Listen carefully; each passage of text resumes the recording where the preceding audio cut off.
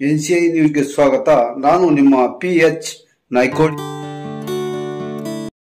ಬೀದರ್ನ ಸೌಭಾದ್ರಿಂಗ್ road ತೀರ ಬೆಳಗಿನ ಜಾವದಿಂದ ಪರಮ ಪೂಜ್ಯ ಸದ್ಗುರು ಶ್ರೀ ಹವಾ ಮಲ್ಲಿನಾಥ್ ಮಹಾರಾಜ ನಿರುಗುಡಿ ಅಪ್ಪಾಜಿ ಅವರು ಸಕಲ ಸದ್ಭಕ್ತಾದಿಗಳಿಗೆ ಸಾರ್ವಜನಿಕರಿಗೆ ತಾಜಾ ರುಚಿಯಾದ ನೇರಳೆ ಹಣ್ಣುಗಳನ್ನ ಪ್ರಸಾದ ರೂಪದಲ್ಲಿ ನೀಡುತ್ತಾ ದರ್ಶನ ಆಶೀರ್ವಾದ ನೀಡುತ್ತಿರುವುದು.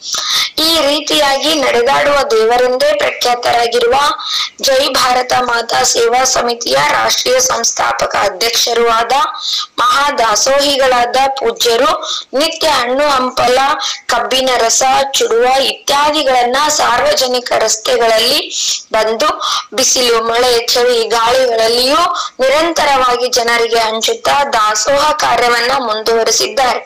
ಪೂಜ್ಯರ ಈ ರೀತಿಯ ದಾಸೋಹ ಸೇವೆ ಈ ದೇಶದ ಇತರ ಮಠಾಧೀಶರಿಗೂ ಧರ್ಮ ಗುರುಗಳಿಗೂ ಪ್ರೇರಣೆ ನೀಡಲಿ ಎಂದು ಆ ಭಗವಂತನಲ್ಲಿ ಪ್ರಾರ್ಥನೆ ಮಾಡೋಣ.